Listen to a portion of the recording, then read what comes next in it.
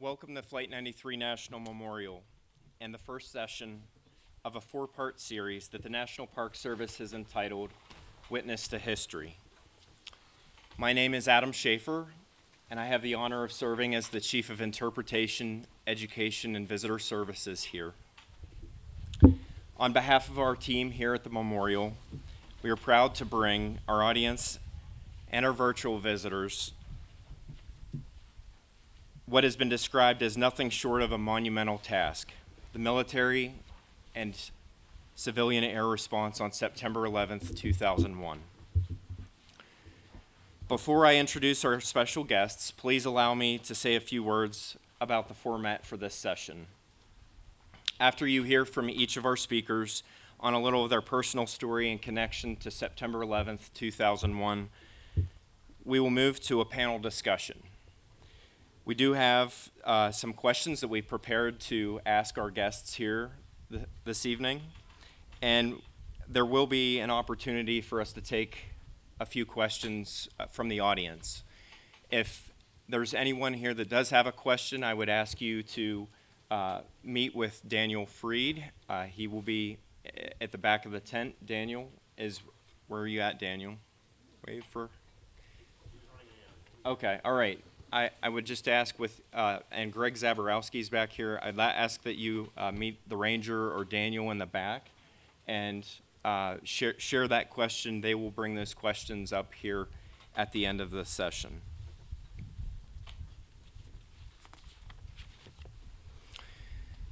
Imagine waking up and experiencing the feeling of looking forward to your first shift on the job in a new position. The day is Tuesday, September 11th, 2001. This was the case for Ben Sliney. As the National Operations Manager for Air Traffic Control Operations at the Federal Aviation Administration Command Center in Herndon, Virginia. Years of experience in air traffic control, including air traffic management in New York, the country's densest and most complex airspace, had prepared him for this position at the command center that has overarching authority to command civilian airspace. Excited to assume his new responsibilities and dressed in one of his 30 business suits that were left over from his lawyering days, Mr. Sliney arrived at the facility in Herndon in the pre-dawn hours of that Tuesday. As the sun rose on the East Coast, he too paused to appreciate the beautiful, crystal clear blue sky. With such ideal flight conditions, how could he not be upbeat about his first day on the job? At his desk, Mr. Sliney reviewed the daily report, made his way to the command center, overlooking the control floor where the morning meeting would be held, and is on his way to that as the operations manager. He was informed of a possible hijacking of American Airlines Flight 11. And minutes later, the more concerning news that someone aboard the flight had been stabbed and that the flight was now southbound towards New York airspace.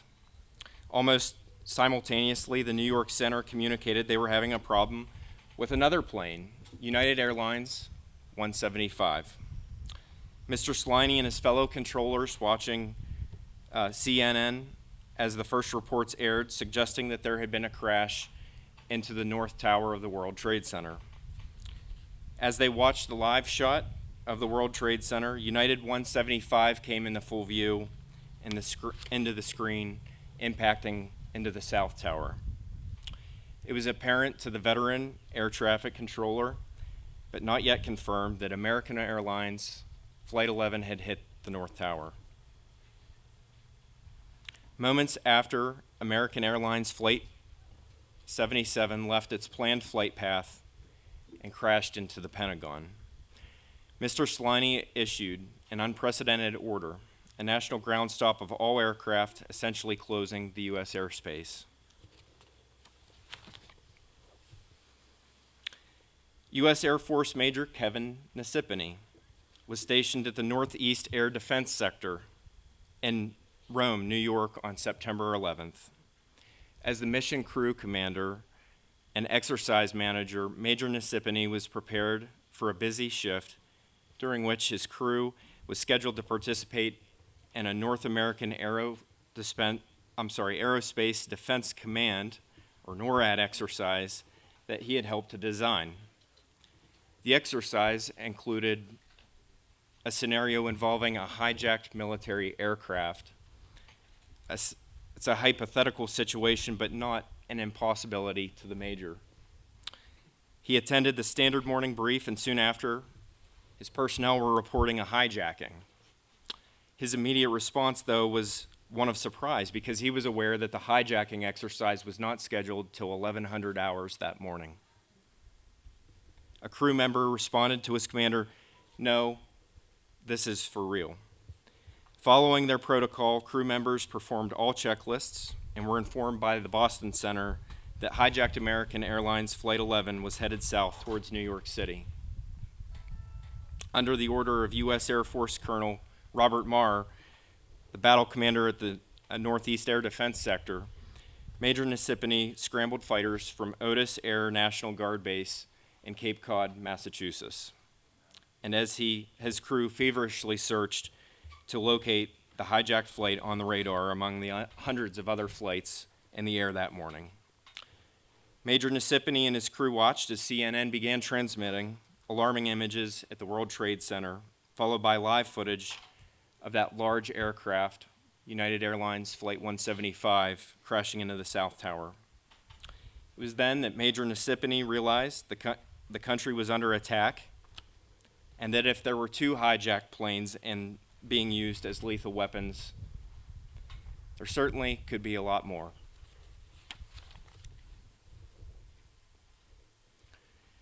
To the west, and taking a few extra minutes to soak into the most incredible, beautiful, cloudless sky that he could recall in recent time, before entering the Cleveland Air Route Traffic Control Center in Oberlin, Ohio, was Senior Air Traffic Manager Rick Cattell. With such ideal weather, he anticipated minimal flight delays at the busiest air traffic control facility in the world. The first indication this would be a very different sort of day came, though, when New York Center advised they were no longer accepting planes. Mr. Cattell immediately entered the operations floor and learned of a missing plane. And while watching breaking news on television, he saw the images of the World Trade Center on fire and the shocking live video when United 175 crashed into the South Tower. Realizing this was not an accident, Mr. Cattell set up a command post there and was alerted to look for American Airlines Flight 77. It was a missing flight and one that fit the profile of the other planes. And so his facility was placed on alert, and controllers were advised to carefully observe for large aircraft that fit that profile of a departure from an East Coast city on a transcontinental flight. Mr. Cattell was alerted by one of his managers that the voice of a terrorist was heard on a radio transmission from United Airlines Flight 93. Ladies and gentlemen, at this time, I'd invite you to join me in listening to their stories.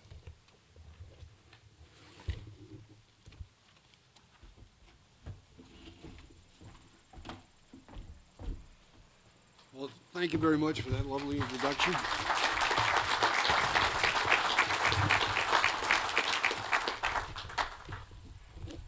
I know everyone likes to say it was my first day in that job, but I had been at that job for over 30 years at that point, so it was my first day in that particular job. And indeed, on that morning, I was very excited because it was going to be it was a beautiful day from Maine to Florida, just a crystal clear blue sky, and the impediments to air traffic, to aircraft, are wind and weather.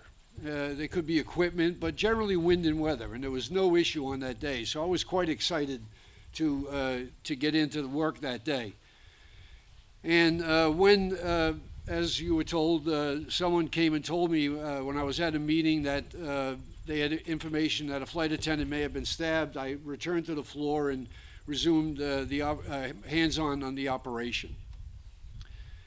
The the events unfolded so rapidly on that day that even though it seemed it was sluggish on that morning, in hindsight, it was only about 50 minutes or 60 minutes before everything was over. And as you were told, we did see, we did not know it was American 11 in the North Tower. In fact, I saw recently on CNN a video clip of American 11 striking that tower, and it was just as shocking as to seeing United 175 hit that building, hit the East South Tower. It's shocking for all of us. For people in aviation, any type of aviation, it's just it was a collective gasp in the room. I had about 30 or 40 people with me in the command center, which is a very large, cavernous room, 100 feet wide, 40 feet deep, and it has large screens on it. And during one of my center of the room briefings, one of the Air Force colonels there told me that I ought to put CNN up because they were told that a small plane had struck the World Trade Center. And being a veteran of New York, I certainly, that has happened before. We've had planes hit buildings. But when that picture first was put on the screen, the size of that conflagration was so immense, I knew it wasn't a small plane. And I feared that it was American 11. But I did not suspect that at that moment. I did not know at that time that American 11 had turned southbound. He was westerly, heading for the West Coast and climbing, and when the transponder was shut off, we were in the process of alerting all the local civil and FAA facilities along every path, flight path, to see if anyone could identify this aircraft and find American 11 for us. In fact, after United 175 struck the South Tower, I certainly told my staff to query New York City Police Department, Fire Department, and all the towers in the local area, LaGuardia, Kennedy, and Newark, and see if anyone had seen what had struck that building. And of course, the answer became clear moments later when, as you were told, United 175 came around and struck the South Tower. A shocking, shocking thing. It was at that juncture, when United 175 struck the tower, that I ordered, as you were told, a national ground stop, which meant at that point that no other aircraft in the country could take off. The ones airborne weren't affected yet.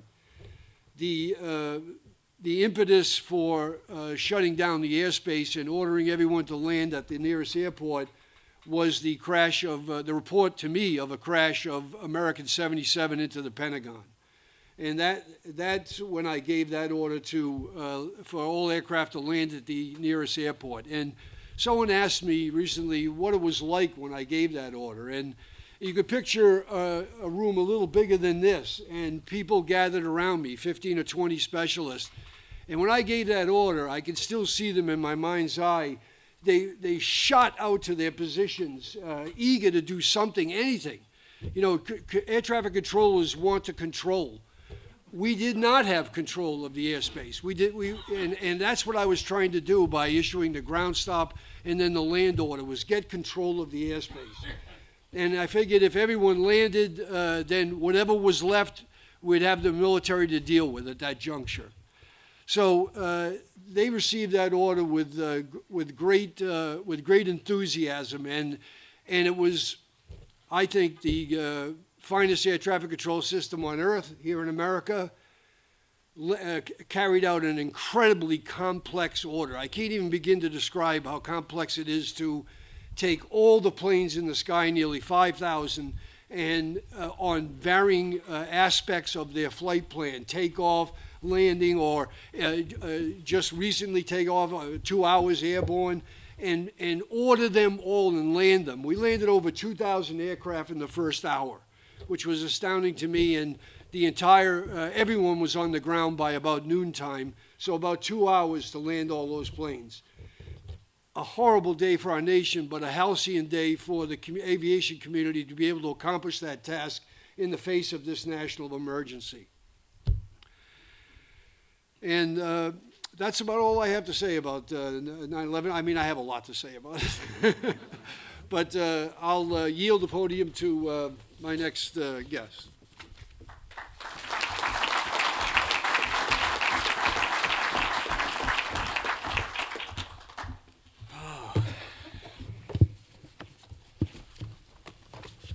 Well, I'm Kevin DeCipani. I was the mission crew commander for that day, also the Alpha Flight commander on duty for that day and for the next about 5 days. We were ready for that morning roll call after we got into work. We had our morning briefing. We were going to be doing the NORAD exercise Vigilant Guardian, which is basically, we were looking outside of the United States for any kind of threats, performing air intercepts, and this was all simulated. No, this was not a live exercise.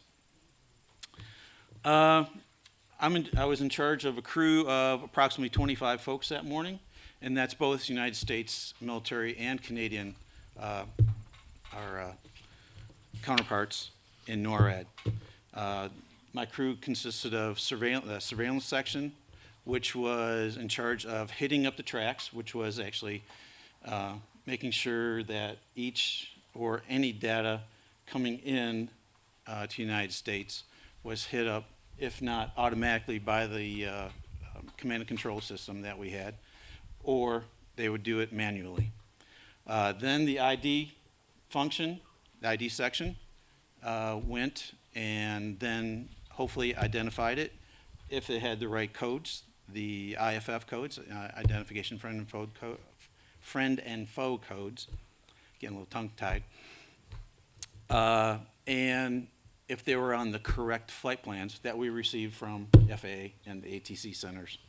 And that included the ATC centers from Cleveland, Boston, Washington, New York, Minneapolis, and also parts from the south, coming in from the southeast air defense sector, stationed out of Florida, coming up that way. And also the western air defense sector, which was stationed out in Washington.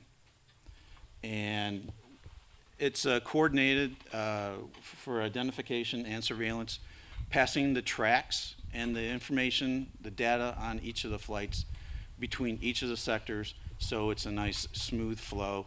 And we kind of augment the FAA to where if we know something, we can also pass that along, or if they have any problems, they can pass that along to us.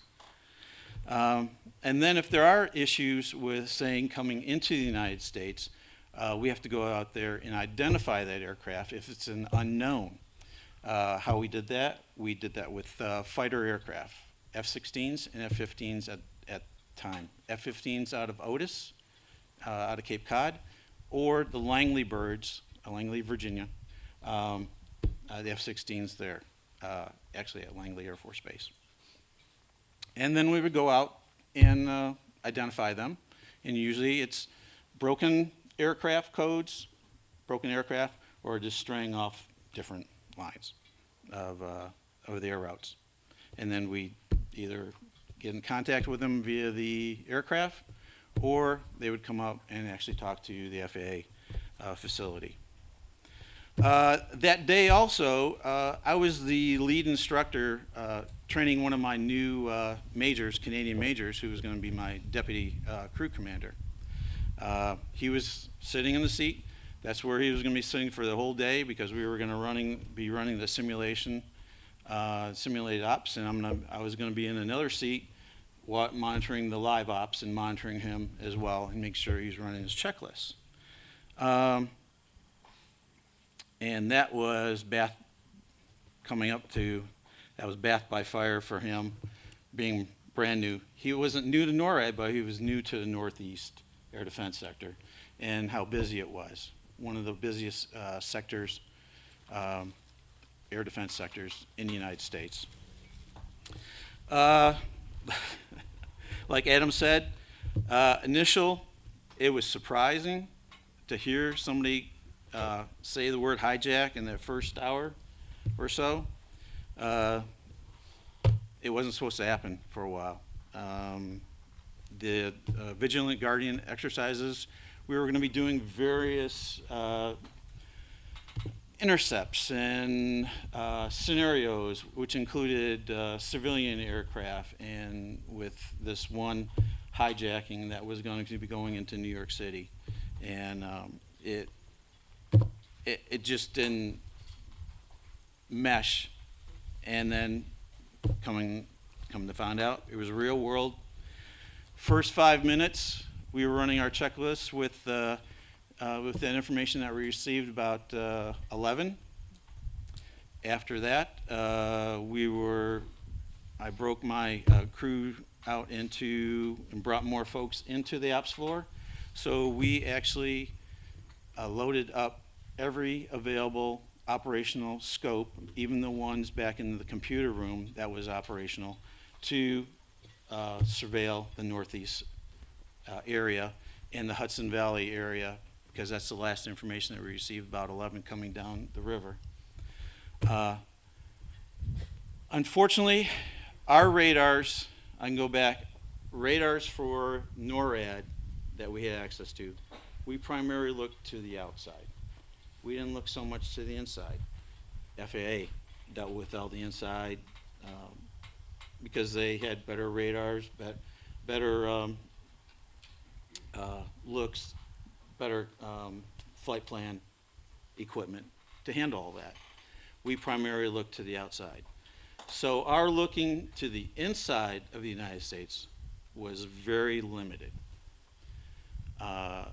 We could only see some radar only, which I wish I had a whiteboard, I could do this and make it understandable. So I'll do this. Here's radar only, 1 bar. So then you'd have codes like dots. You would see IFF on it.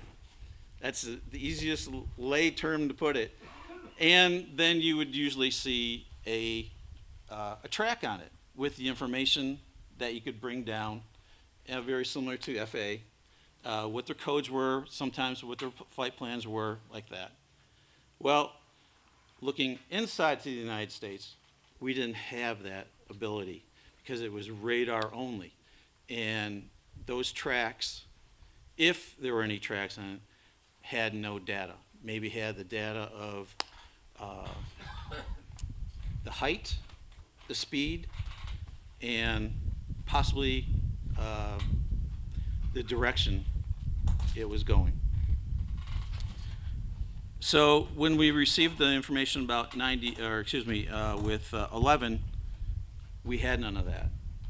We were looking at it blindly. Surveillance was looking, weapons was looking, ID was looking, everybody was looking for these. And then we had CNN come up on the screens, and we saw the initial hit of 11. A few minutes later, not much later, we saw 175 hit. Within the first 5 minutes of working our checklist with 11, there were no more checklists to run. We had run them. So we had to make up our own.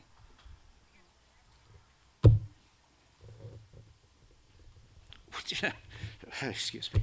Which was pretty hard at the time because you have a crew of 25, 30 folks looking for it, to help you out.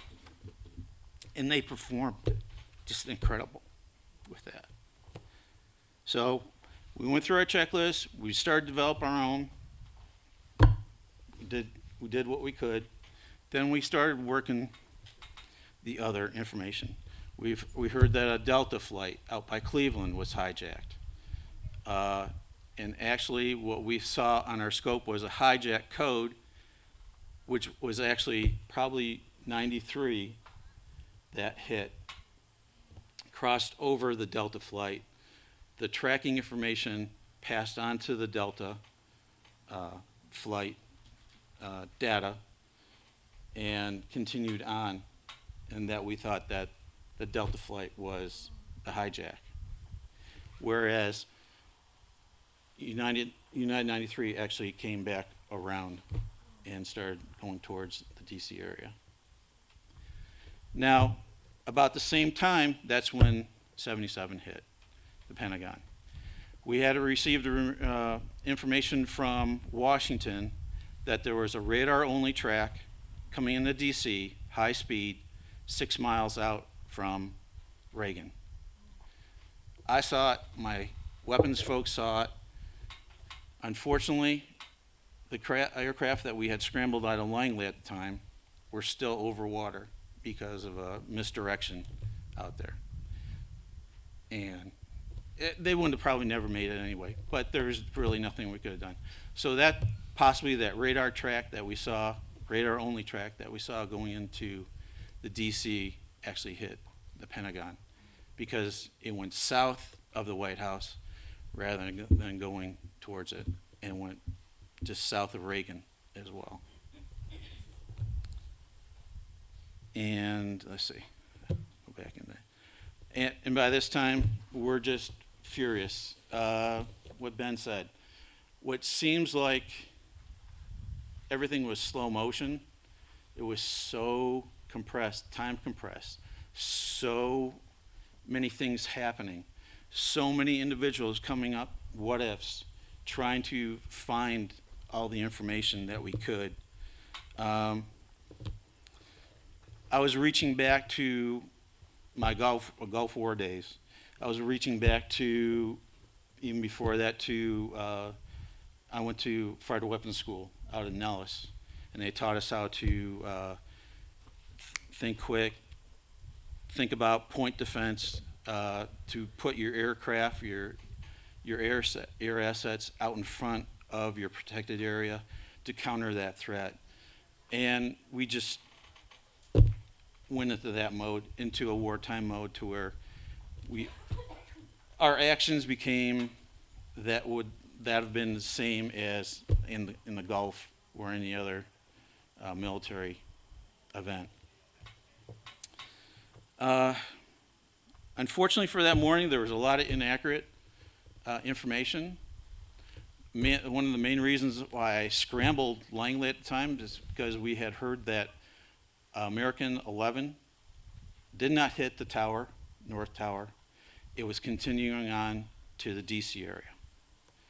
And that was my primary reason why I wanted to launch a Langley and put up what we call a barrier cap in front of that threat to DC. 93, it was, we had no information, really. We just knew it was somewhere in Pennsylvania, and that was about it, because our radar, we couldn't see the radar at the time. And that's where I leave with 93. And I hope I haven't confused you.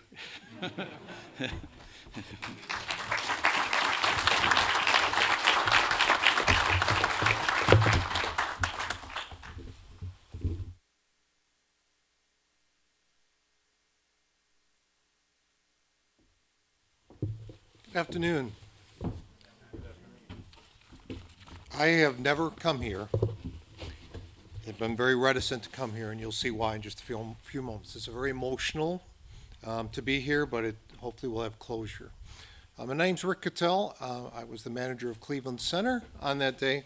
I had been a controller there before, worked all the operational positions, and left and came back as the manager, which on this day was a real blessing. But as Adam mentioned, the sky was incredibly blue. I'll never forget. Ben mentioned even in Washington, it was just one of those days where you walked in, and I'd walked in that building many times, but today I just like, wow. And I did what I always did. Being an operational person, controller first, I wasn't going to go to my office. I was going to go into the control room and say hello and see how things are doing, see if I could help, before they normally would give me a briefing about 9 o'clock. But things were not normal this day. Boston had lost an airplane and wouldn't accept any airplanes from us. So we're spinning airplanes in the sky. Very busy time of the day. And New York Center also was not accepting airplanes. So I realized, all right, they don't need me here right now. So I left the control room because it was a bit of obviously confusion. Just what do we do with these airplanes while we figure out what's happened? And the rumor we had was the small airplane had hit the tower. You've heard that a couple of times, right? And that and New York was not accepting airplanes. I went to the cafeteria, grabbed a cup of coffee. As I looked at the television, I saw what many of you saw. And I saw the fire in North Tower. I thought that was pretty odd, but I saw United 175 hit that tower live. And I knew exactly what we had. I knew exactly what those puzzles pieces, and so I ran to my office. I called my wife, 30 seconds or so, let her know what was happening. I ran into the control room, and I set up a command post, trying to help my folks. Many of my folks in there were dealing with Ben's folks. And there's a lot of, I hate to use the term misinformation and rumor and all those things, but that's what was going on. So I thought I could help with my operational expertise. I set up a command post. First thing I did was ask to get on a phone line.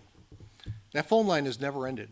It's called the Defense Emergency Network. And that day, it was just a line between me, a couple of gentlemen in headquarters, Dave Knowles and Frank Hatfield. You may see them from time to time. They were our headquarters people. They were decision makers that day, as well as people from Boston, New York, and Washington Center, some folks that were at least counterpart or acting counterpart to my position. So we could just share information. First thing they asked me to do was look for American 77. I found the data block, but I never found the target. I realized that we needed to be proactive. So I told my controllers through the supervisors, start looking for aircraft that met the profile, as Adam said. These were transatlantic jet aircraft that had just departed, right? Full of fuel type thing. And be prepared for unusual things on the frequency. And it didn't take long. Within 5 minutes of me sitting down monitoring the radar, I had one of my ops managers come running, tears in her eyes, and told me what she heard. Excuse me.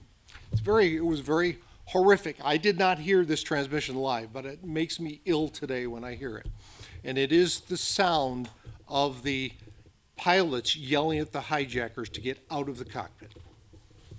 And the gentleman that was working the sector, John Worth, did a tremendous job that day, was trying to figure out who it was. And there were airplanes nearby that were trying to figure out who it was. We didn't know it was Flight 93 at first. It was through process of elimination. But there were two aircraft I was very suspicious of. Delta 1989, that was just mentioned, and United 93. But I got confirmation really quick when United 93 started climbing without authorization. Now, at this point, I had put my headset on, and I was listening to the sector. And I heard Ziad, and I won't say his full name, the head terrorist of that cell of 4 people, issued several commands to the passengers on the airplane, not realizing he was talking to us, but he meant for the airplane. He was telling them that we have some planes. You've probably heard this, right? There's a bomb on board. Remain in your seats. We're going back to the airport. So I obviously was sharing all that information. Every time I heard something, every time I saw something, I saw the climb, I was relaying that. And there were people coming on that telephone line, don't know who they were. I was assuming maybe it was law enforcement, maybe it was military, maybe it was other people, as we were sharing information. At this point, I actually had one of my controllers run up to me and said, Rick, we need to put these airplanes on the ground. This is 10, 12 minutes before we heard from the command center. And my conversations with the two gentlemen at headquarters were, what can we do here? Can we get the military, right? What else can we do to ascertain the risk? Because that's what controllers do. We ascertain risk, right? That's how we manage risk. One of the things that was very interesting about Flight 93 is that it climbed, and as it got over Cleveland, the transponder was shut off. Now, you heard Ben mention that with American 11. That must have been the plan. The transponder shutting off takes away all of our information, altitude, right, ground speed, the things that we use to control traffic. But there was a primary target left. And so I started following the primary target because I didn't have operational responsibilities, control responsibilities. John Worth, in the meantime, had moved 3 airplanes out of the way of Flight 93. It was American, an exec jet, and I can't remember the other airliner right now. Over the Dryer VOR, which is almost over the top of Cleveland Center in Oberlin, Ohio, Flight 93 made a immediate 1 left turn to the southeast. I had an altitude of 39,000 feet. So the aircraft had come over in western Pennsylvania at 35,000 feet. Now it climbed 4,000 feet. Then it started to descend, but they shut the transponder off again. So and as the airplane turned right into the 3 airplanes that John had to move out of the way. He had to move them again. They did a tremendous job. The pilots were so helpful. They knew what was going on. They reported that the airplane was descending even without a transponder. I knew that information. So as the aircraft started heading southeast, I'm reporting on the radar target because I don't have to watch the rest of the position. I didn't realize how important that was going to be, but I was sharing with everyone. I had a gentleman behind me working a military position, desperately trying to get in touch with the military so that we could launch F-16s out of Toledo or somewhere. I couldn't get a decision maker. And of course, we'll talk about, some of the things that have changed since then. It was during this time that the order from the command center came to shut the system down. We had never practiced that. There was no contingency plan for me to pull up. The order came from the command center. Now, we had been talking about this for a while, but how to implement that? There wasn't a lot of time to think. And I will tell you, one of the things I would like you to remember on this day, it's going to start with the people aboard Flight 93, but the second thing is how we made this work. And it was between the controllers, the pilots, the tower facilities, my controllers, my supervisors, the airline dispatchers. We were on the phone with all of them trying to figure out where would be the best place they could go. They had to land where the runway configuration would suit them, right? Where the company needed them if they could. All of those things had to be taken in consideration. We landed 4,500 airplanes in 45 minutes. Very proud of that to this day. And while that, and I think we prevented other hijacks. We'll never know. But I did make the decision before the shutdown order to make Delta 1989 land at Cleveland. We could not get a straight answer on whether that was an aircraft of suspicion. Boston Center had relayed they were concerned about it based on transmissions they had gotten. The company seemed confused, and I actually talked to Delta Airlines myself. I asked the controllers to ask the pilots to verify a phraseology that we would use that verifies that they are hijacked, and we would confirm. And it may have been what the military saw. But they seemed confused by it as well. And I just made the decision, we're just going to put the airplane on the ground. And they did. They landed at Cleveland. Those passengers were in that airplane for about 4 hours. So while all this is going on, just approaching Pittsburgh, Flight 93 transponder comes on for just a second. It's at 8,000 feet. The airplane had dropped from 39,000 to 8,000, rapid speed, much quicker than we would normally descend an airplane. We contacted Pittsburgh Tower. They evacuated the facility, which concerned me because I'm forcing airplanes to land there as well. But I understood why they did it, why the manager made that decision to protect that. We didn't know. This conversation for about the next 3 or 4 minutes is, where's the aircraft going? Is it going to the White House? Is it going to the Capitol? Is it going to Camp David? We didn't know. But when I saw the airplane at 8,000 feet, that meant the airplane was only 4,000 feet above the ground. And then came what I never dreamed that I would ever see. I saw the aircraft just east of Pittsburgh start to fly like a jet fighter. Never seen a Boeing 757 turn drastically to the right and then turn to the left. I'm watching the primary target, remember. I'm the one that's responding to that. I rode in a cockpit for 4 years as part of my evaluation career. I knew the capabilities of those airplanes. I could not believe it. I knew what was happening, however, even though the impact of it didn't really register at the time. I knew the passengers had fought back. We know now why they knew, right? The airplane had departed Newark 30 minutes late. By the way, that's not unusual. Any of you ever fly out of New York? But we knew, based on what happened to American 11, United 175, American 77, and the passengers knew this was no standard hijacking. There was not going to be a way that they would be able to land and negotiate, right? And those passengers, those courageous passengers, took it on themselves to thwart the mission. And they're the real heroes of Flight 93.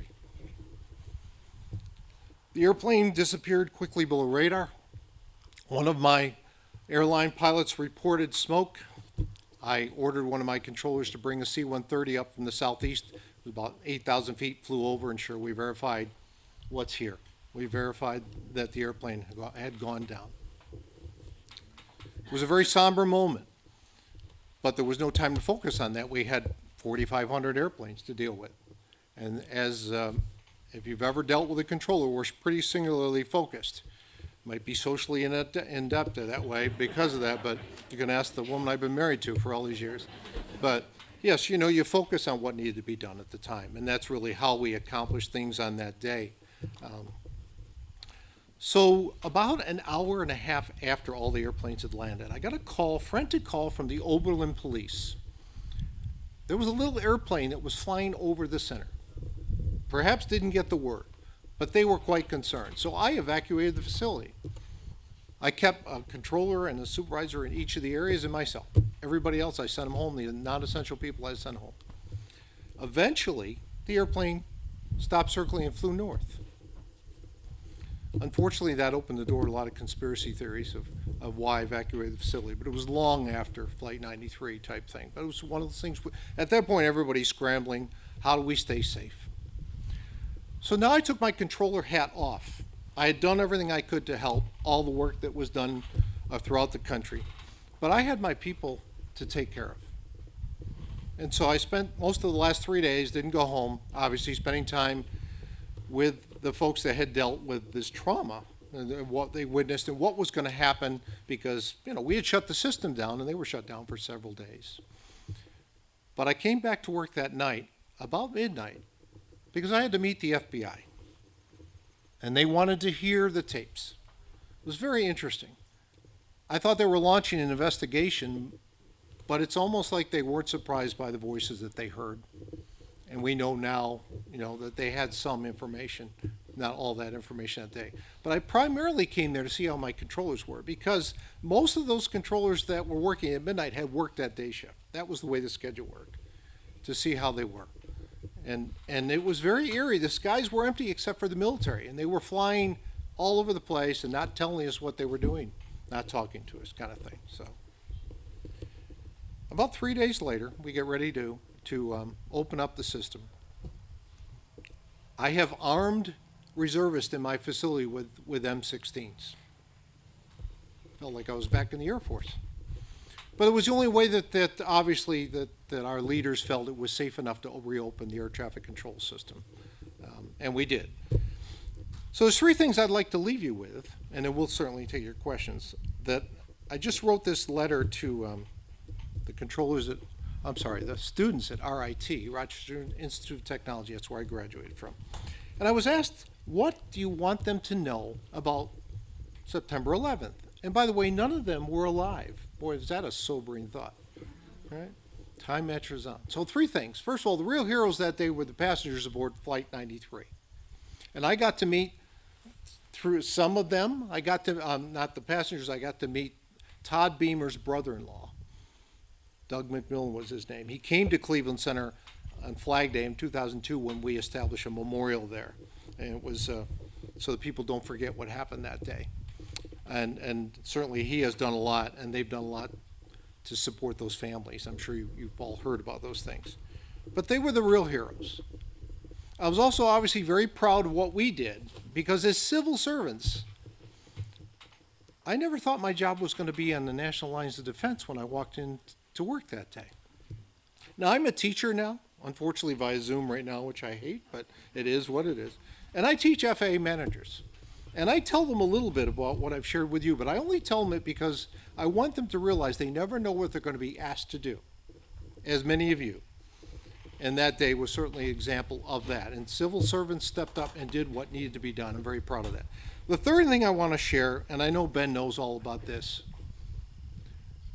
the airplanes that came from Europe, when the airplanes was shut down, they could not go back. They didn't have enough fuel. And I don't know if anybody have heard this story, but it's a big part of flight of September 11th.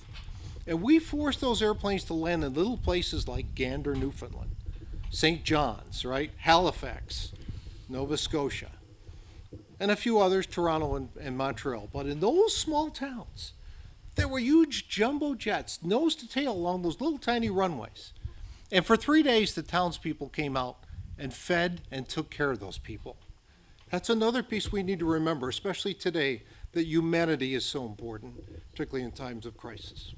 Thank you.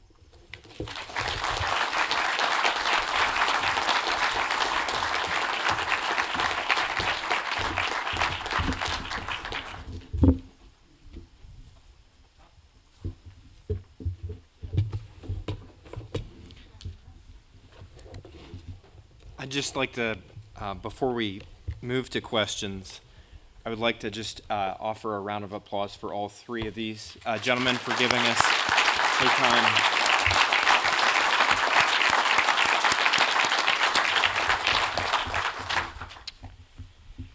I have a few questions that I think are specific. As you can tell, with their specific experiences and expertise and from their respective positions on that day, they can offer us invaluable insight into what was happening in the skies that day. And so we have some specific questions, I think, that are pointed at all three of our presenters today. And so I'd like to begin with you, Ben, if that's okay. Surely.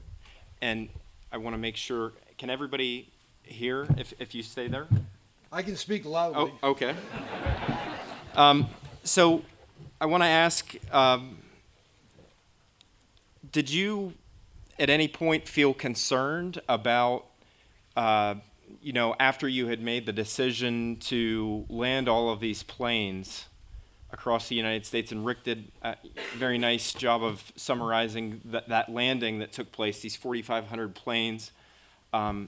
Did you have any concern with any repercussions after the fact with that decision, or what was going through your mind after the fact? I think It was after the fact that I gave it some thought, but I had resigned from the FAA 4 times, so I had a law practice to go to, and I figured if they were going to fire me, it wouldn't be that bad going back to be a lawyer. But I had no hesitation, and I never gave any thought to any repercussions at the time I made the decision.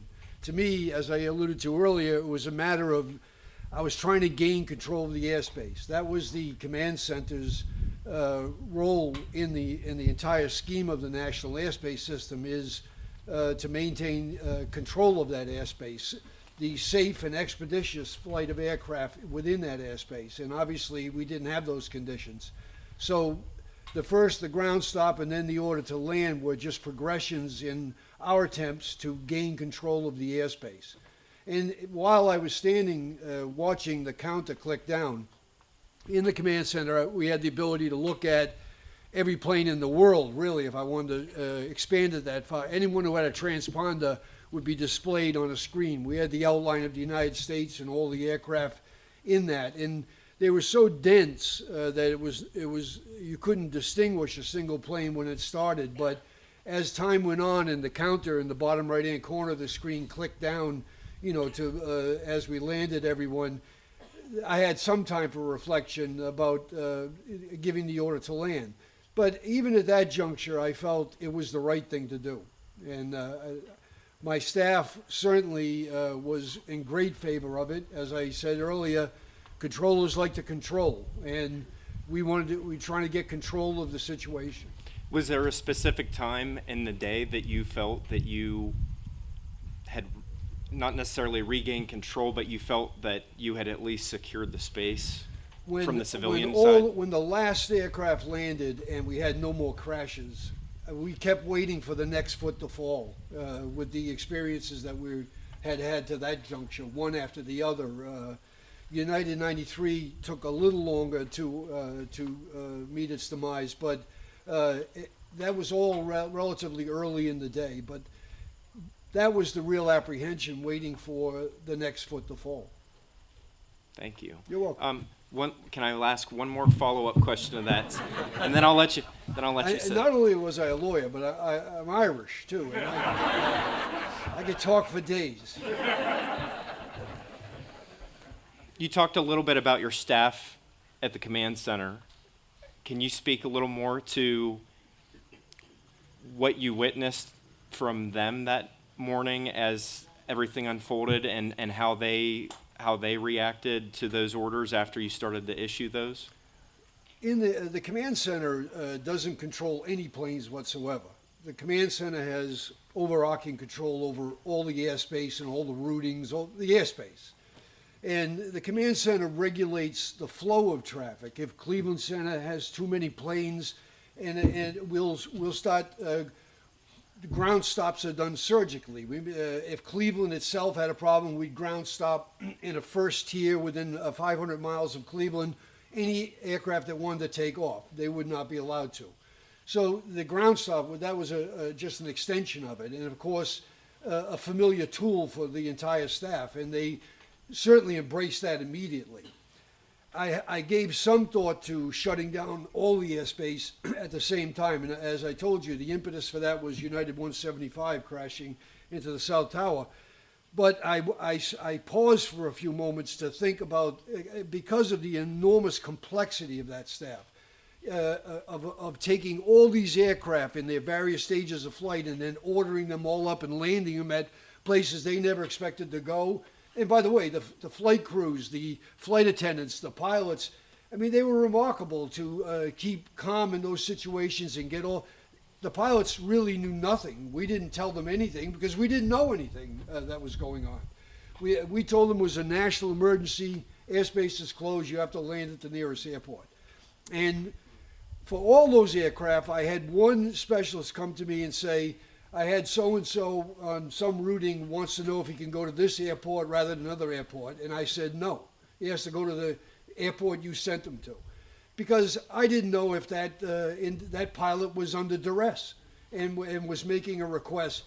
The one thing I will tell you is, and I could not get my mind around it on that day, and I don't know if Kevin and Rick can, I could not get my mind around the fact that a pilot would fly an aircraft into the building deliberately.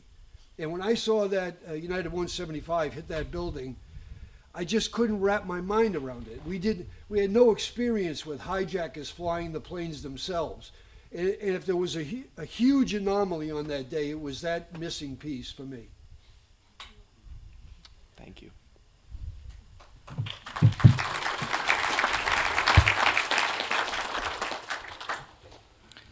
Okay, Kevin. Oh, you're gonna ask me hard questions. Can I walk back and forth? I'll pace. Are you I do nervous? my best talking. No. I'd like to ask just maybe if you could walk us through receiving the shoot down order that you would have received at 10:31 that morning.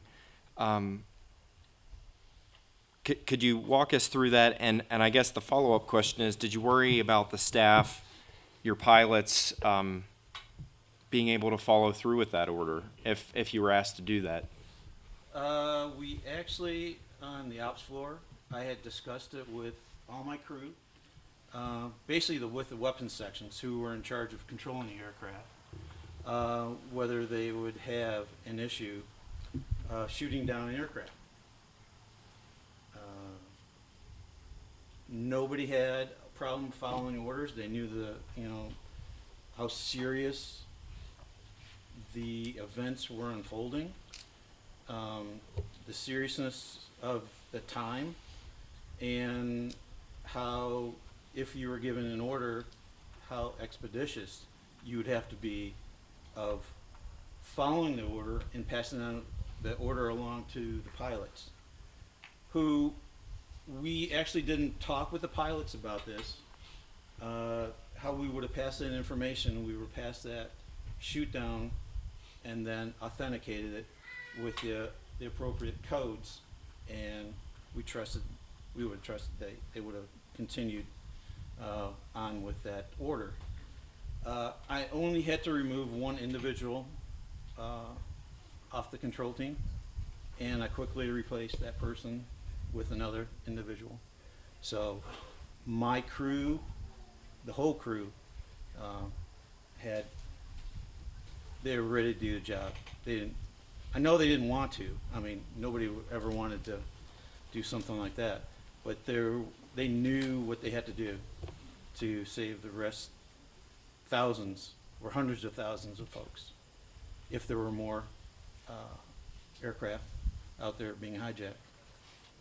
And with Rick, with the Delta flight, we had already acquired 4 fighters from Selfridge who were coming back from the Alpena airspace, northern Michigan, that had come back from bombing runs, and all they had left were guns. We had to talk to the command post at Toledo and had 2 aircraft ready to launch with guns as well, if we were going to have to deal with 1989 flight. So we were already positioning ourselves. We were going around to other guard units, uploading more weapons, more aircraft, so we could actually, if we had to, execute that order that we did finally receive at 10:30. But we had already put things in motion, orders in motions and request motions. I mean, we had guard units and we had reserve units. We had Marine Reserve units and calling into our center, asking if they needed any help. So aircraft-wise, we were going to have enough to protect, even though we only had 4 fighters originally, and that's all we had at the start. By that time, when we did get that order, we had approximately 20 other aircraft either in the air or being launched. So 27 minutes after the passengers and crew here had already fought back and forced the crash essentially here. And we already had additional aircraft even before we knew that U-993 had crashed in. While you were focusing on Delta? We were focusing with Delta. We were also focusing with other aircraft that were more information that we were receiving from the other FAA agencies, ATC agencies, just in case. Okay. Could you talk a little bit why? So this is a common thing that I think we get asked about here with visitors that come to the memorial is, do you think you could maybe talk or speak to any of the discrepancy in the timelines that appear with the 9/11 Commission report as far as My with NORAD? My timeline, NIAD's timeline versus the NORAD timeline. We were there. We were executing, if you want to call it, we were tip of the spear. We were front and center with that. We were writing everything down. We had recordings that were exactly as they were happening. They were receiving information. We were pushing the information up to them. So there was time lags. And with the NORAD, when they went to the 9/11 congressional, they were using their own times, I assume, because I never looked at theirs. I was more concerned about mine and having all my logbooks and all my tapes correct. that there was a lag. There is discrepancy in the timing.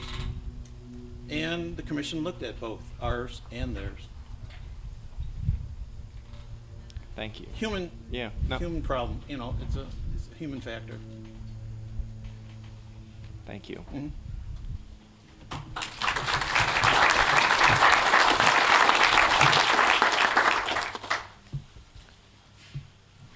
Rick, you talked a little bit about some of the air traffic that was going on, obviously not just Flight 93 in the sky that morning and the variety of planes, and you touched on this.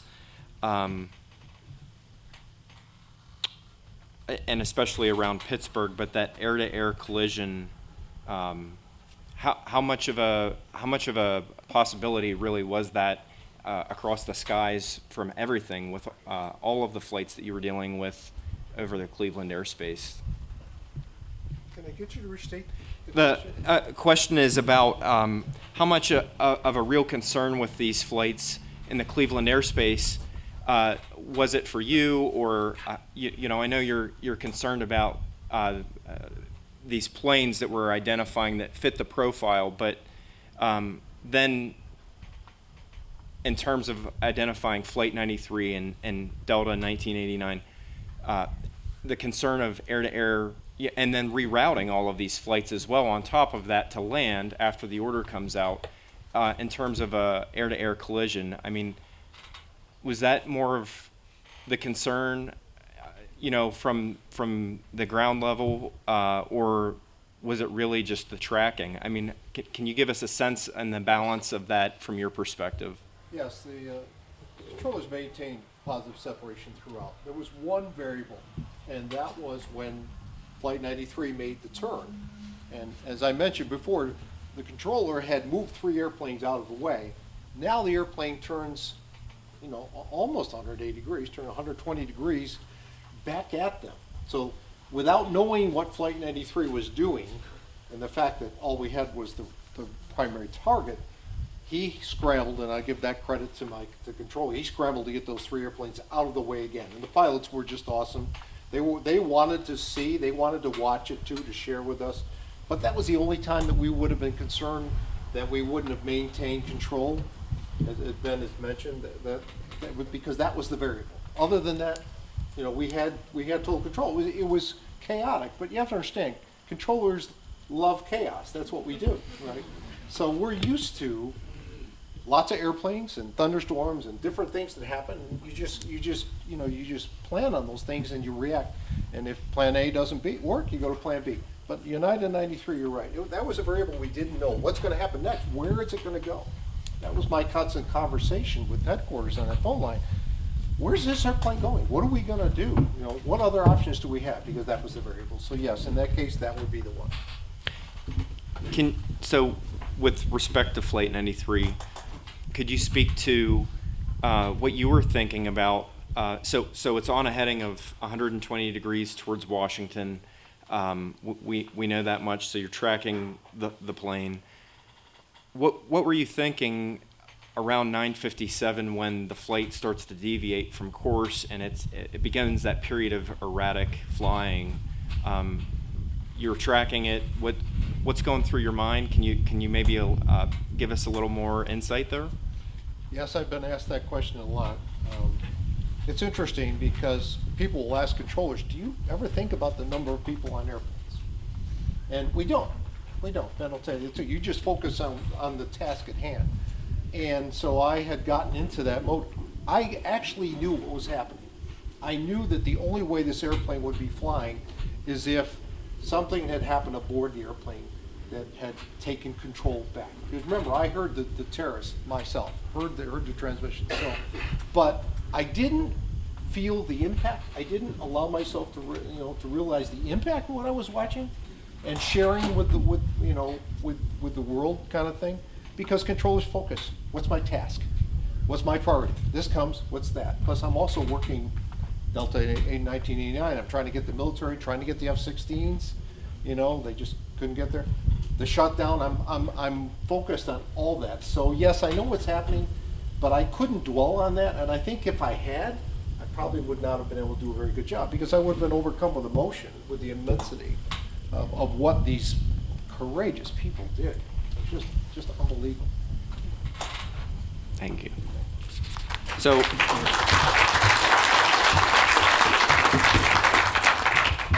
I have a couple questions, I think, for the whole panel, and some of them, if you feel that you answered the question, and I think some of you have spoken to some of these questions. If you have more to add, I welcome you to jump in. If you feel like you covered it, feel free to tell me to stand down. We get to talk some more. So Kevin talked about sort of rewriting the script in the moment in terms of relying on your experience, your Gulf War days, rewriting, creating a new checklist for the homeland, essentially, the airspace over the United States when you were, set up to really focus outward on what was coming into the country. And so I guess my question to the panel, really, all three of you, how did your previous experiences prepare you for September 11th and the responses? What did you draw on with respect to each of the aspects that you've talked about here to all of us? What was it that you really drew on that you feel was helped you through the course of that day? Well, I think my career as an air traffic controller would have been the best preparation for it. As Rick mentioned, you focus on the task at hand and try to eliminate any externalities. What is it that you want to accomplish? The controller who's moving aircraft out of the way of the United 93. The protocol up until 9/11 for a hijack was simply that: move every aircraft out of the hijacked aircraft's way and let the hijacker go where he wanted to go. That was our protocol on that day. The military protocol, even if we had asked for military assistance or it had been there, the protocol at that time was for the military aircraft to approach a hijacked aircraft from the 6 o'clock position and slightly above and observe, not to let anyone in the cockpit see a military aircraft. Those protocols have all changed. And 5+ miles out. And 5+ miles so out, we would right. not be seen that And they were being followed.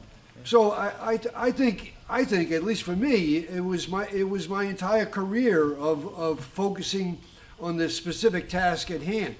In air traffic control, you have less time to accomplish those tasks, depending on how complex and how busy the situation is, but it's still a task that's compartmentalized, and what is it you want to achieve? Separate airplanes, or in the case, in the command center, land the aircraft. It's easy enough to give the order. It was a hell of a task to get it accomplished, and of course, the controllers across the country accomplished that remarkably so.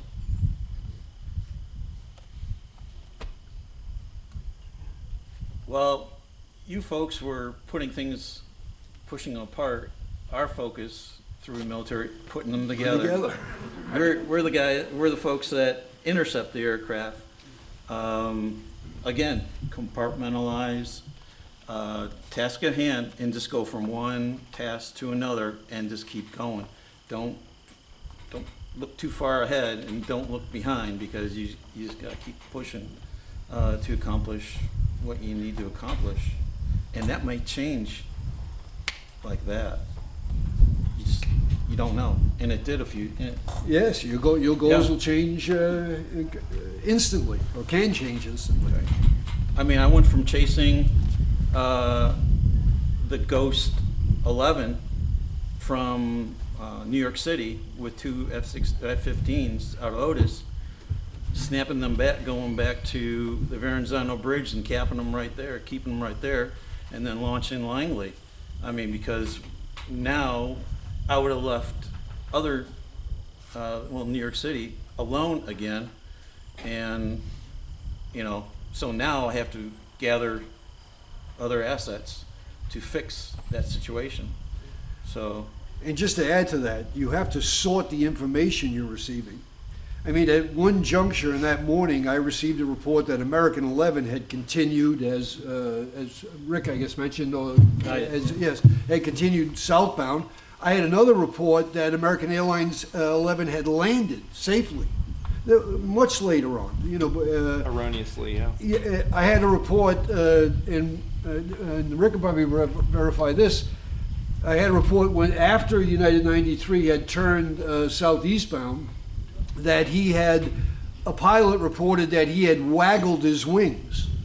Now, in air traffic control, if a pilot has lost his radio, he would fly by the airport waggling his wings, and that signals to the controller that this aircraft has no radio. Of course, we discarded that immediately. That couldn't have been the problem at that juncture. And there are a lot of things that you just have to disregard or refocus on based on and try to sort through the information you're receiving. I want to follow up on that and ask a question, but I want to go to Rick first. Rick, your experience that day, what did you draw on to? It was a watershed moment for me. It's very unusual for a controller to come back to the same facility and be the manager. And I had been there for 9 years, worked pretty much every position, and I had the opportunity to come back, which was really exciting. What the difference it made that day was the air traffic manager, administrative person to the controller, just sitting in the control room, right, operating, and I had been traffic management coordinator and all those things, STMC and all that, TMO. So they knew that I knew the operation.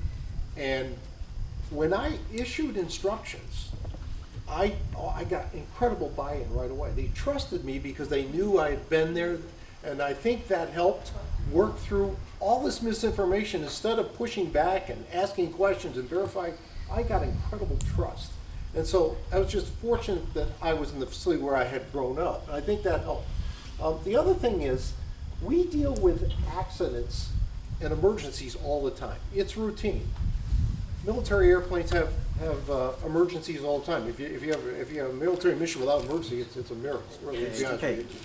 It's true. Sometimes. C-130s don't eat. They got 4 engines. They don't need them all. But it was interesting. And as a matter of fact, I was on duty the night the U.S. Air crashed in Pittsburgh. The 737, horrific crash. I had to listen to the tapes like a half hour later and report to the NTSB, was asking what we knew, kind of thing. But that's not unique to me. Ben dealt with that too. So when you deal with things like, what do I need to do right now to give this pilot every chance, whether it's a student pilot that got lost and is panicking or something like this, it becomes part of our DNA. So we can put aside the things that need to be put aside at the moment. And so the collective thing there, I think all of us at Cleveland, why it went as seamless as it could, considering what was asked. I told you I was going to follow up. You're sort of helping me go right into my next question, because I think they're very similar. You talked about the erroneous reports that you were receiving, and so across the board, was there at any point that it seemed, and I know you're dealing with chaos on a daily basis, Rick, any point that it seemed that you were on information overload because of the erroneous reports that you were receiving, in addition to just trying to sort your way through new territory? What was the communication like between interagency? You talked a little bit about, I want to get this right, the Defense Emergency Network that you were using. So just with regard to the interagency communications and relaying that information, I know that's a topic that comes up in the 9/11 Commission report is interagency operability and how we're set up. So could you speak to, one, was there any point where you felt like you were on information overload because you're sorting through all of this? And two, in terms of how you were set up to communicate, how was that communication between the various entities that morning. Could you speak to that? And I'm going to challenge you 2 minutes. Because I do want to ask you some questions about the future. We're here 20 years later. I think it's important that we look at some of those things. So, if I could ask you to speak to the communications and how we were set up. The command center, the Air Traffic Control Systems Command Center, is nothing but communications. We have the ability to communicate with everyone in the country at once if we wanted to. We could plug everybody in together. But I didn't suffer from information overload that day. I wasn't getting enough information. You couldn't give me enough information. I never got enough information to figure out what was going on. I was just illustrating that you get a lot of information and you have to kind of sort it out and disregard some of it. But no, you could never have too much information in any situation involving the safety of aircraft and the safety of the people flying. Totally agree. We weren't getting enough. Even though we were getting some bad information, it happens. You just sort that, and you're like, nope, that's no good. And then you keep on pulling more.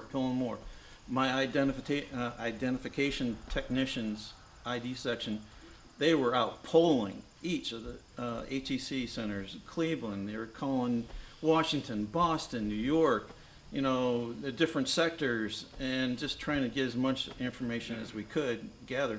Because usually on a daily basis, I never talk to Herndon, FAA Herndon, at all. He would never talk to me. You might have called NORAD, your military attaché there, may have called NORAD, but they would never call up. I don't even think they had our phone numbers at the time. It's true. I mean, because we dealt with more like Cleveland, with the lower echelon. We were lower than that. The people who actually did the work, that's who you dealt with, yeah. Yeah. I'm glad you said that. I was going to, but so yeah. You can never get too much information. You can just filter out. And if you personally are getting that too much of the information, you kind of grab somebody and you're my filter now, and you take that and what you think is pertinent, and I trust you to do that. You tell me, and get rid of that chaff, that nonsense. So that's exactly why I set up the command post, because there was all this information coming, and I had 3 of my crack OMs, operation managers, on that day, and they were overwhelmed. Because, again, as I mentioned before, small airplane hitting the tower, right? Boston losing an airplane, right? We don't lose airplanes, right? All that kind of stuff that's going back and forth. American 77 type thing. Once I verified what I knew was going on, I realized, okay, my role was set just to be there, because the one thing I could do that they couldn't do, I could analyze. I could step back just enough to get the big picture. They're focused on problem solving, chasing every little concern from, and we're constantly being called by the airlines, we're being called by the command center, we're being called by, the different, the towers and everybody else involved. So that's really why I ended up there. And of course, that phone line that I was on was the conduit to share information. So actually, Ben was hearing from the field somehow from somebody other than the problem-solving folks. Because again, he's in a position, the large view, what exactly do I have here? So that's really how we processed it. Turned out to be a good decision. At the time, I was just trying not to get in the way, and then I realized right away that, okay, yeah, I have a role here. And we actually gathered more information from you when we found out about your den. It was like, oh crap, this is good stuff. Now we can talk to everybody, and you had built up and built up and built up. And I think it was either at the end of that day or on the 12th that we joined in on that, and to this day, we have never gotten off. Never hung up. Never hung up. Right. Never hung up. So, to the point about the military, and this is really kind of neat. I learned to learn this myself. When I was interviewed by the 9/11 subcommittee, they asked me the same question about 10 times, different ways. This is what they do, right, to try to figure out. And it was all about this communication process between the military and air traffic control. And why wasn't it more dynamic that day? And it's a question I sort of wanted answered too. But I found my answer in history, in context. When the FAA was built, set up in 1958, it was because of a horrific crash over the Grand Canyon. Two airliners crashed. Before that, we weren't as positive control, and we were more supportive role. And of course, the public said, hey, we saw pictures of bodies and airplane parts. So Congress had to decide what they were going to do when they changed the CAA to the FAA. The military wanted to run the air traffic control system. And Congress said no, we want it to be a civilian system. So the result of that was the military did their thing and we did our thing. So when he won airspace, for example, to practice or whatever, bombing or whatever they might do, we would give them the airspace and we would stay out of it. We'd be told, it's hot, stay away from it. So we just kind of, we worked around each other. There wasn't that dynamic approach to be able to reach the decision maker because it wasn't necessary. So obviously the lessons of 9/11 are the fact that we need dynamic communication all the time. And that's what has changed since then. But it took us a while to figure out, why did we have these boundaries? Why are we so protective? The military was very protective of the airspace. We used to have to argue to give us airspace during thunderstorms. Well, you can give us airspace so- sometimes too. So. This is stupid. Yeah, we got people there. Well, we don't seem like stealth. Yeah. But anyways, that was a lesson, obviously, that came out of that. So I want to ask you, I'm going to move beyond September 11th. You come back once flights resume. A couple days later, we're talking about it's a changed world in terms of the aviation space. Could you talk a little bit about those changes? What it was like once, from the planning perspective about resuming air traffic. What conversations or what planning, what did you put in place that you felt like we were at least going to be in a better position if something else were to happen again? Can you recall what that looked like whenever things resumed again and what your teams did to make that happen? Well, it was way above my pay grade, but the biggest thing that occurred were the security protocols. In order for you to fly again in America after we shut it down, the airline or whoever wanted to fly had to demonstrate that they had sufficient security protocols to screen passengers to prevent what happened on 9/11. Even though we had security protocols in place on 9/11, they really weren't being observed. After 9/11, they were scrupulously, observed, and I think that was from my perspective at the command center. The command center didn't have any involvement in that. That was all another aspect of the agency that handled all of that, the security protocols, not the actual controlling I'm talking about. We didn't have anything to do with it. I know maybe Rick can speak to some of the changes in Cleveland Center, but in the operational field, but not as far as the command center was concerned. For us, in coordination with the centers and even headquarters, started developing basically restricted areas around all the major cities and all the caps. with the caps and also the TFRs.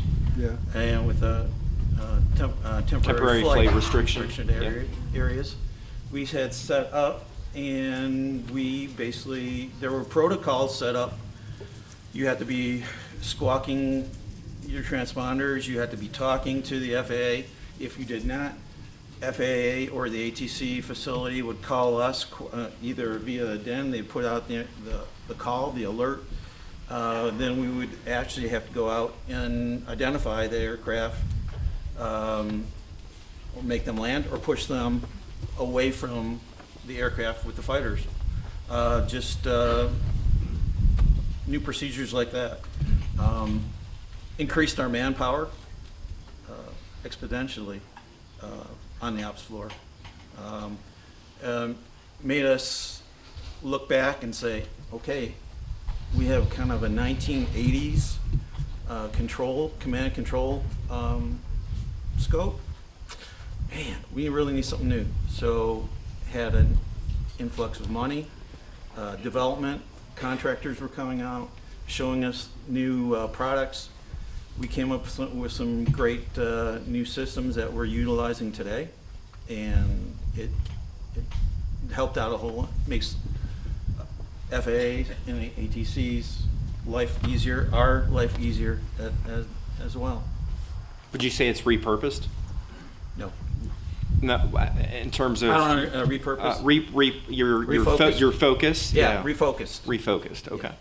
Whereas we with NORAD used to just primarily look out, now we look out and we look in.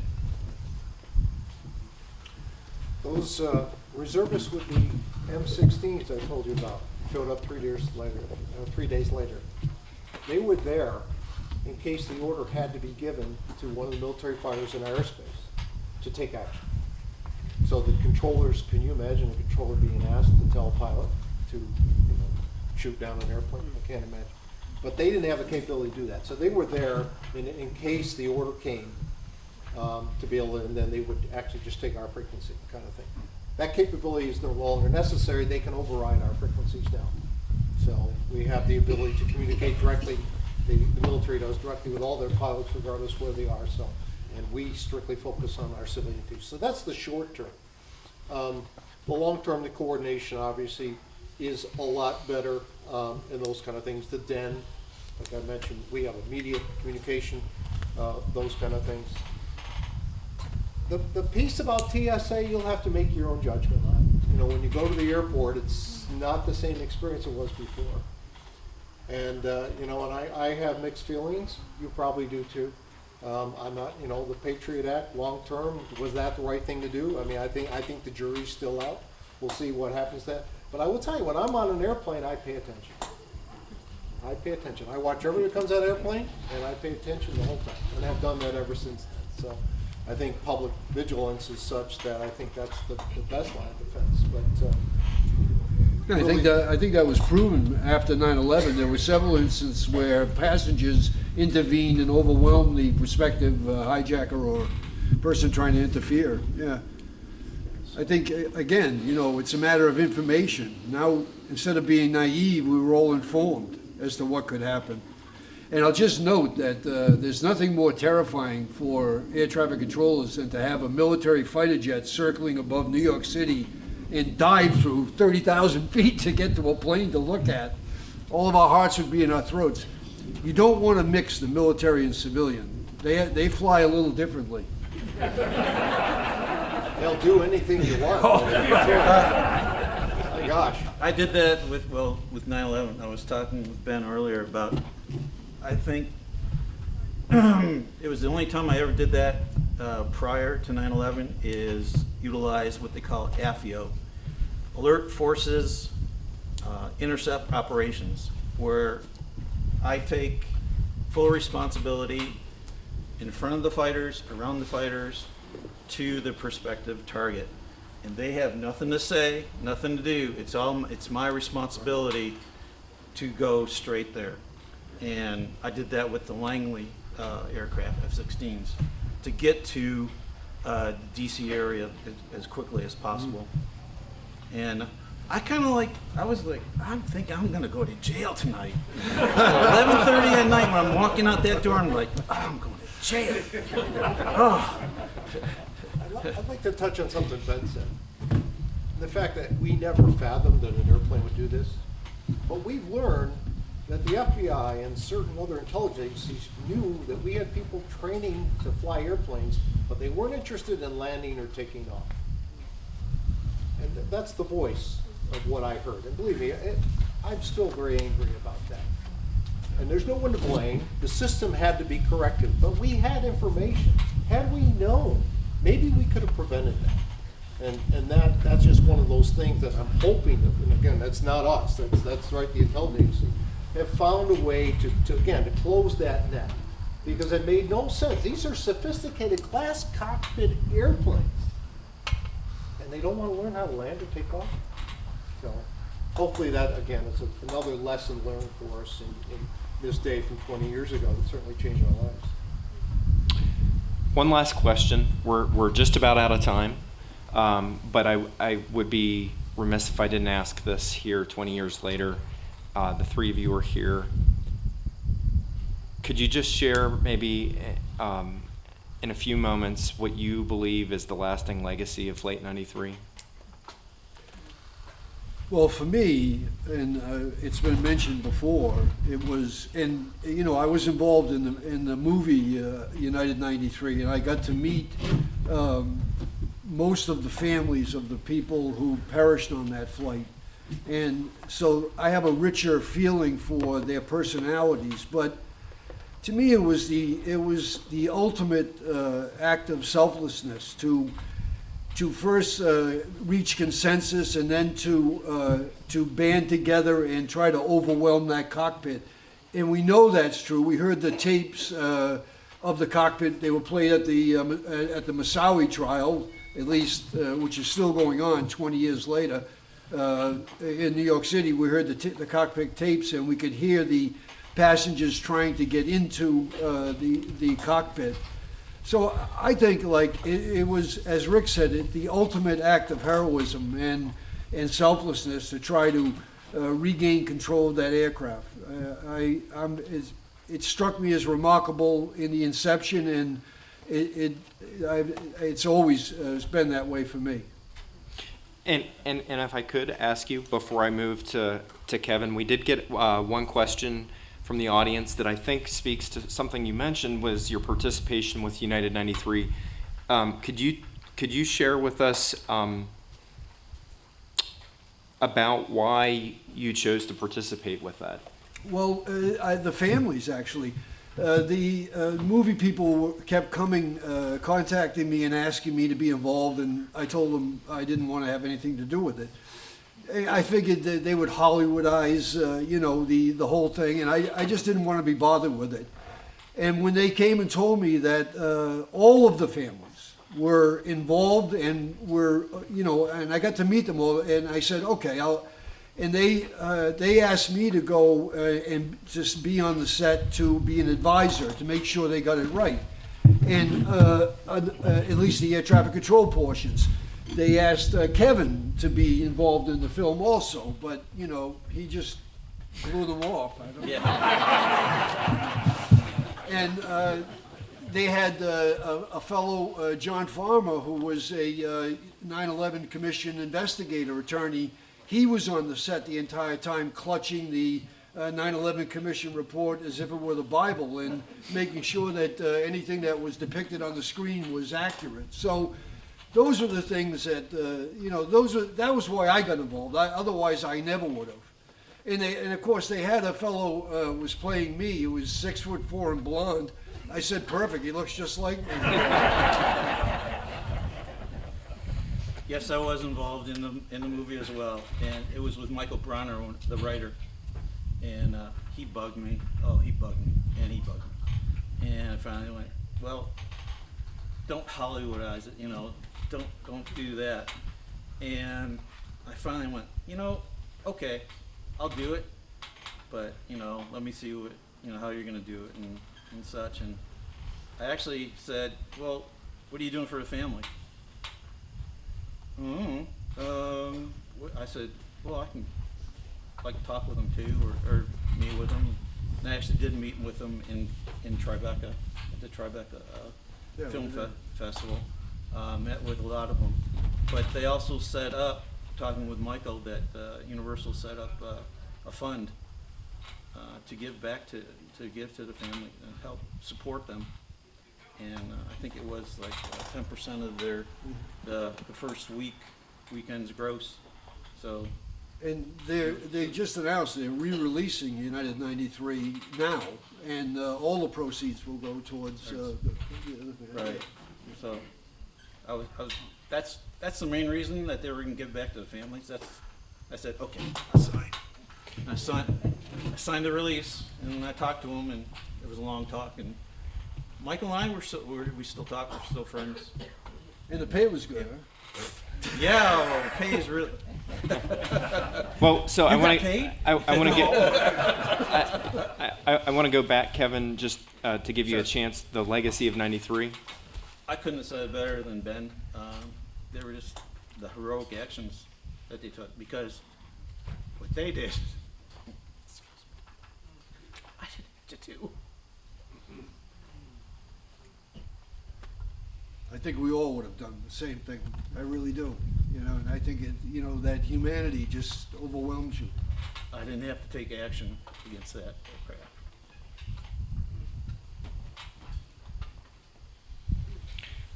You And- got my mustache wrong, by the way, in that movie. Whoever that actor was. But, when you walk into Cleveland Center today, there's a memorial around the flagpoles. There are 3 sandstone benches there, and there's a plaque to the passengers of Flight 93 and the actions of the controllers at Cleveland Center today. So every day they come to work, they see that. And controllers have to retire at age 56, so they're all gone. They're with me. So, and so they walk by that every day type thing. And when we actually commemorated that, it was very interesting. It was Flag Day 2002. I still wasn't allowed to talk about the event. For a whole year, I didn't have a news conference until the year anniversary. So, but it was really cool, that kind of thing. The families were there. The controllers gave them about $15,000 that we had raised, as well as, you know, a chance to be able to share that memorial. So that's the legacy short term.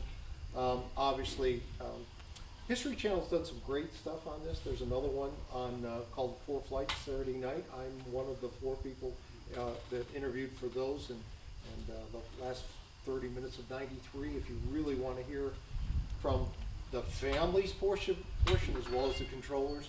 But again, the long term, 3 things I want you to remember is the courage of the passengers to, you know, to step and prevent and protect all of us. Number 1, we can't forget that.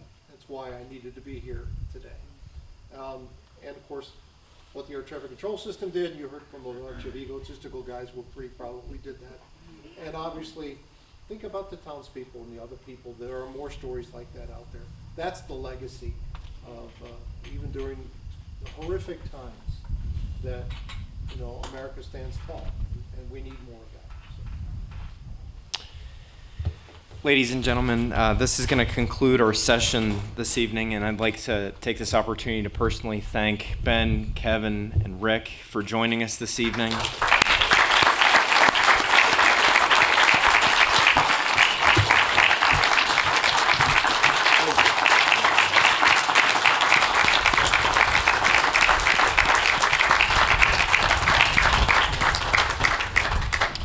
The Witness to History series will continue tomorrow at 3 p.m. with A Field of Honor Forever, creating the Flight 93 National Memorial. Please join us here as we host a number of our partners who are part of the leadership to create this permanent memorial as we look back, as well as we look to the next, to the future, to the next 20 years of what this memorial will be. And so I invite you to come back if you're able, and thank you for taking the time to join us here this evening. Good job, buddy. Good job. Nice to meet you. It's a pleasure. We have talked. I know. Sorry, real.